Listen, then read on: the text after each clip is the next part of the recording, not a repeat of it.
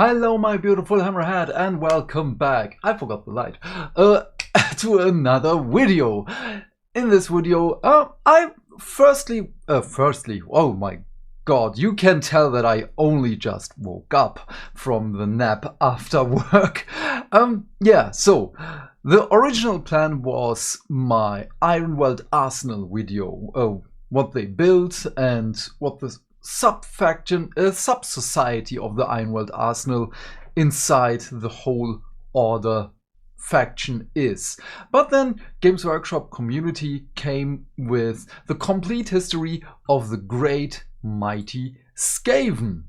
And well, with the upcoming Skaven as the big bad evil guys, I think this is a great opportunity to get a little glimpse of them, because I only saw this picture and I knew I have to talk about this because I know some of those models as I have painted them.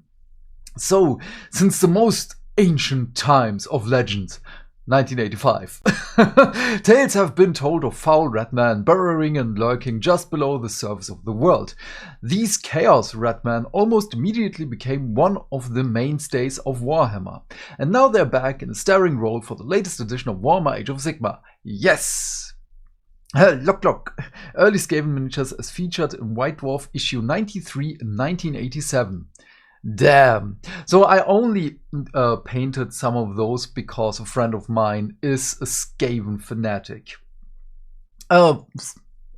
Not friend anymore. We lost contact, but still, he's Skaven is the best for him. The best. These adorable vermin quickly caught the imagination of Warhammer fans, while the folk of the old world scoffed at the idea of intelligent giant rats, ascribing such reports to encounters with beastmen or beer. On this planet, hobbyists were already painting up chittering hordes of Skaven and devouring early rules and lore articles about them like hungry rat with a block of cheese. Over the course of various Ravening Hordes books, nice, White Dwarf articles and role-playing game books, we learned the history and what passes for organization of Skaven society. In 1993, this material was gathered into an army book that managed to be both fun and entertaining, yet also dark and terrifying. A combination that remains a hallmark of Skaven, and the rise of Skavendom was assured. Yes! Oh, this just wakes up so many memories of the old days. I do get why Warhammer, the old world, is a thing. I really do get it. It's just not for me anymore. This is amazing. The pose. Okay, the great clans. The people of the old world continue to deny the existence of Skaven. After all, what need is there for giant red men as an explanation for such mundane everyday horrors as people going missing, grain shortage, or outbreaks of disease? The wise, however, were poring over these great tomes and learning much of the children of the horned rat. Skaven society is divided into clans, which constantly jockey for power, sabotage their rivals, rise to prominence, splinter into smaller clans and devour each other. These mirrors the flea-bitten rabble that make up the vast bulk of the Skavendom, each hoping to claw their way up the still lowly ranks of the clan rats, from there rise to become one of the cunning and ambitious rulers of their kind. In the world that was, such clans were known as warlord clans, while the Age of Sigmar calls them the clan verminous. I still feel the fatigue. I'm so sorry. Oh, this looks so good. Can't wait for new rats. Amongst these third ancient ocean rise a few truly dominant clans buoyed by viciously guarded trade secrets. There were 4 so-called greater clans in the world that was. Clan Skyers, warlock engineers, were brilliant or mad, perspectives vary, scientists who combined engineering genius with dark magic to produce the many strange inventions and weapons of the Skaven.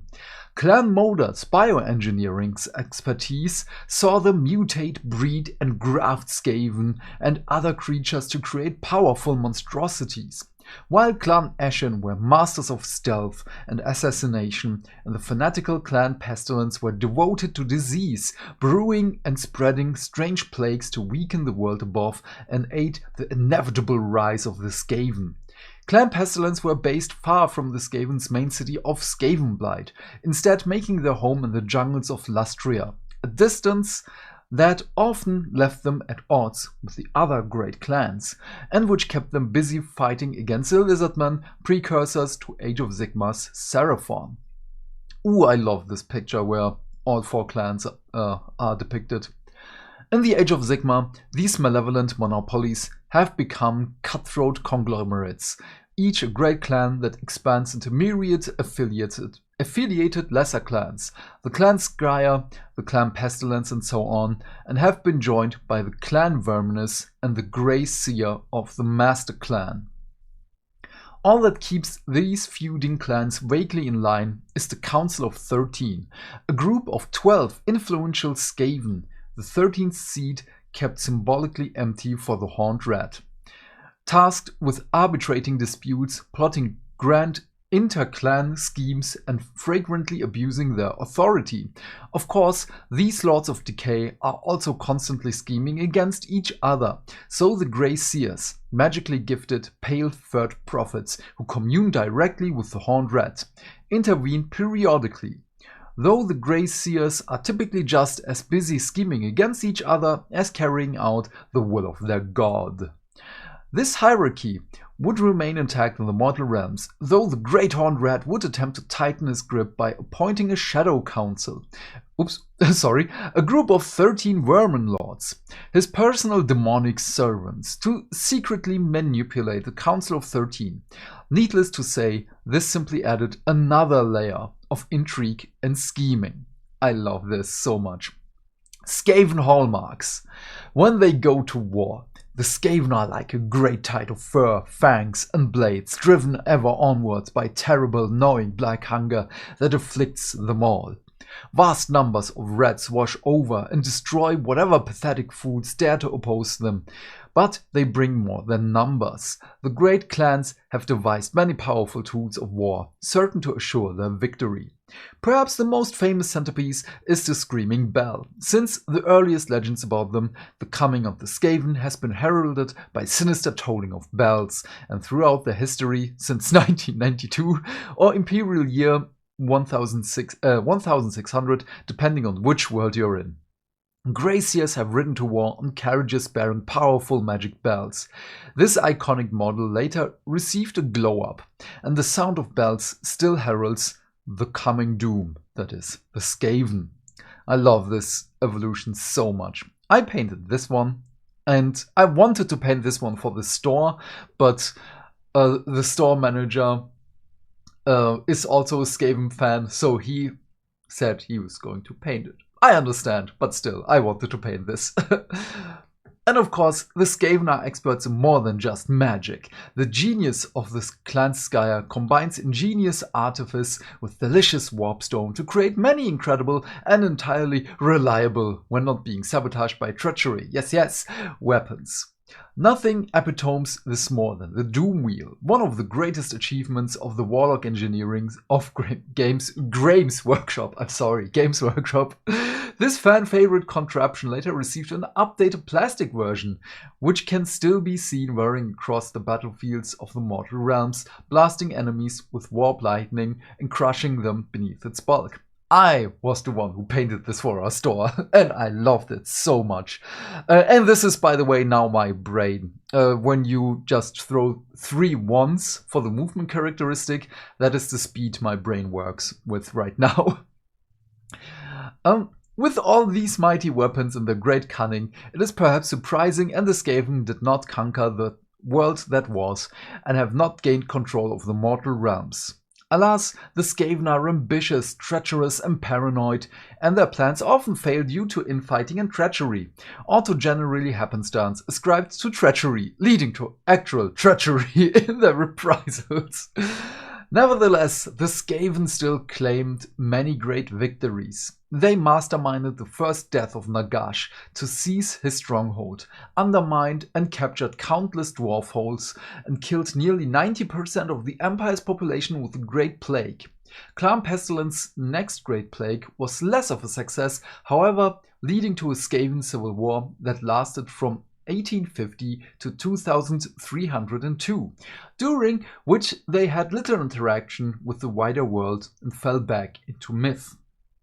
In the 2500s Imperial calendar and the late 2000s Gregorian calendar, I love this, though the Skaven were doing very well, rampaging across the battlefields with reunited purpose and glorious new plastic models. No doubt they would have soon have conquered everything had not some fellow named Archaon ushered in the end times. Ah, this looks so good. And I remember that the Screaming Bell had to be pushed by clan rats, or was it Stormvermin? I believe it was only clan rats that were able to push it. I can't remember. And the plague thingy by the plague monks, of course. I forgot the name of this one. Doesn't really matter. The Age of Sigmar. It's often said that life is cheap in Skavendom, and that the Great Horned Rat thrives on intersenine conflict. And while this is true, it also seems that he has a certain fondness for his furry children, or at last he finds them entertaining enough to preserve. When the world that was torn asunder, and the other gods made their escapes using their vast magic or by joyriding on broken bits of rock, the Great Horned Rat did something none the other gods cared enough to do. He saved his children, stuffing his mouth with as many Skaven as he could fit, and who hadn't already been sacrificed for his glorious ambitions, before scurrying off through holes in reality that only a rat god could find. He bore his squirming cargo to newly formed mortal realms and the safety of the newly clawed out subrealm of Blight City. Skaven have thus been around since the start of Age of Sigmar, burrowing secret gnaw-holes through reality. Unlike inferior humans, elves or Duardin, Skaven don't need realm gates to get around. Constructing and improving the Great Blight City and scheming is always to ensure their inevitable victory. They have... oh, this looks also so good. I'm sorry that I interrupted this. I'm just hoping for new ogres soon, because ogres would be one of the destruction armies that I would play. So, they have been led in this glorious work by Screech Vermin King, the most powerful and cunning of the Vermin Lords, known as the Rat King. Screech is supposedly a Gestalt demon, formed from all 12 members of an ancient council of 13, whom the Great Horned Rat had long ago cast into a subrealm as a punishment for their treachery and ambition. The same council that masterminded the defeat of Nagash in the world that was. And with the Skaven interference in Nagash's great ritual to create the Shaiish Nadir at the start of the Soul Wars. This means that Screech has technically saved the world from the Great Necromancer twice, making him a far greater hero than upstarts like Sigmar or Teclis. Yes, yes. I really love this so much. This article is great. It keeps everyone on at least the same page when you're new to the hobby and new to Skaven, basically. Aside from a few brilliant moves like this, the Skaven have seemed relatively quiet during the Age of Sigmar, almost as though they're up to something. Maybe they're hoping everyone will start to forget that they exist, which has served them well in the past. Or maybe the Great Horned Rat has been busy preparing for his grandest scheme yet. Rumors of late have it there has been a vast incursion of Skaven into Arkshi, that they now control all the land east of Hell Crown, and will soon be in position to threaten the heartlands of the Great Parch, and perhaps eventually even Hammerhal Akshar itself. Madmen speak of eerie green light beyond the mountains and the terrible clanging of brass bells. They say that the loathsome ratmen have burst forth in other realms too, that nowhere is safe from the rise of the verminous tide. But that's just rumor. The stout warriors of the Free Guilds and the mighty Stormcast Eternals have defeated every threat to Hammerhal before, and this latest one will be no different. The followers of Chaos are pathetic rabble, the Skaven most of all. Nothing more than a bunch of overgrown vermin who sometimes make a little trouble, far from civilization. Nothing to worry about. Okay, not the world we would choose ourselves, but the whispers that came from the scratching in the walls must be obeyed. A Skaven term referring to something that got better looking, derived from how proximity to glorious green glow of warpstone leads to mutations. Yet, if your gnaw doesn't take you exactly where you meant it, that's obviously due to treachery by your underlings rather than any failing by your of glorious Skaven sorcery. Okay, I love this. This is a great article. Especially the evolution of the old models, the first Screaming Bell, the second Screaming Bell, then the Screaming Bell we have right now, which hopefully will be also exchanged in the near future. Not near future, probably in Wave 2, but yeah, this would be great to be made to order, like with some of the Warhammer Old World stuff, because I know a couple of people who would be into this. But yeah, as I've said, this is a great article. I love this. Again, now Saturday will be Ironweld Arsenal, the lore video, because again, this is a little bit more important for the ongoing narrative. And is this a hint? Maybe that's just me, but this seems like a hint for the fall of Hammerhal, that would be damn. That would have so many ramifications. I would be all in for that, because Hammerhal is one of the safest cities, even though it's been under siege a couple of times. But just imagine that being destroyed, because we already had in the Broken Realms that, well, Anvilgard is Harkuron now, and cities of Sigmar are the cities of Sigmar are not as safe as many people think. But Hammerhal always had this untouchable feeling. Would be great to see something happen there. But yeah, what are your thoughts on all of this? Please leave your thoughts and questions in the comment section down below. I am keen to know what you have to say. And while you're down there, please remember to do all the YouTube stuff, because hitting buttons is not only fun. Why? Because that way we can build a bigger community and talk more Warhammer almost every day. And by that, I of course mean like and subscribe, and if you want, you can support me on Ko-fi as well. But until then, have a great day, my friend. Stay fantastic, stay hydrated, and I will see you, hopefully tomorrow, to our Feel Good Friday stream. Bye, bye, bye.